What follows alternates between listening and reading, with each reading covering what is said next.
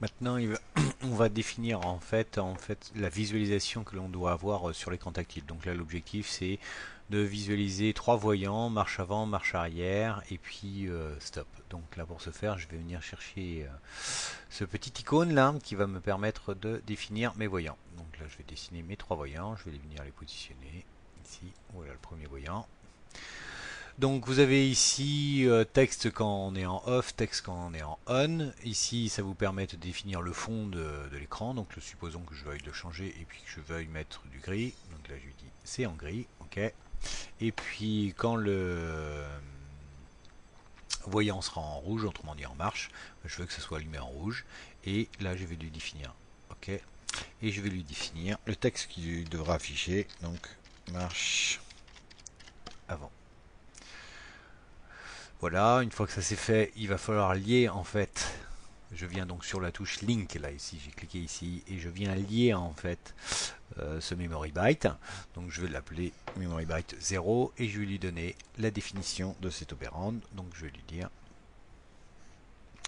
marche avant. Alors bouton poussoir, on va l'appeler BP. Non, pardon, c'est pas bouton, c'est voyant. Marche avant. Voilà. Et là, je lui fais OK. Donc là, j'ai bien défini. Ça y est, j'ai mon voyant qui vient d'être défini. Je recommence la même opération. Je vais mettre mon... Bon, vous définissez où vous voudrez le positionner. Voilà, mon deuxième voyant ici. De la même manière, je vais le mettre en fond gris quand c'est éteint. OK. Et puis, on va le mettre ici en fond. Voilà, en fond bleu, par exemple. Hein, pour dire effectivement que c'est la marche avant. Ok, et là je vais taper mon texte. Marche arrière. Marche arrière. On va le corriger. Marche arrière. Voilà, j'ai laissé. Si j'avais voulu changer effectivement la couleur de ma police là qui est ici, bah, j'aurais pu très bien la mettre en rouge par exemple. Voilà, marche arrière. Ok. Je vais définir maintenant le lien que je dois avoir en fait. Le lien que je vais avoir ici.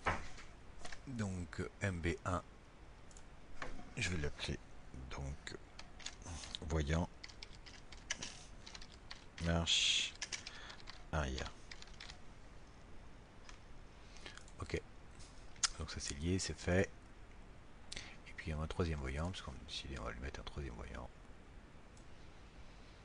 Voilà, toc. Et donc, bon, de la même manière, on va choisir le fond gris quand c'est pas allumé. Et puis un autre fond vert, voilà, par exemple. Ok, avec arrêt. Ça se voit pas très bien, donc on va changer la couleur, on va lui mettre ça en noir. Je vais faire le lien de la même manière. Donc là, j'avais fait MB012. Voilà. Et on appelle voyant arrêt.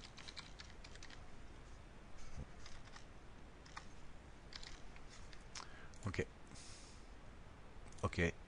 J'ai défini là, à ce moment-là, effectivement, ce que je dois visualiser sur mon écran tactile. Donc, je vais créer trois voyants.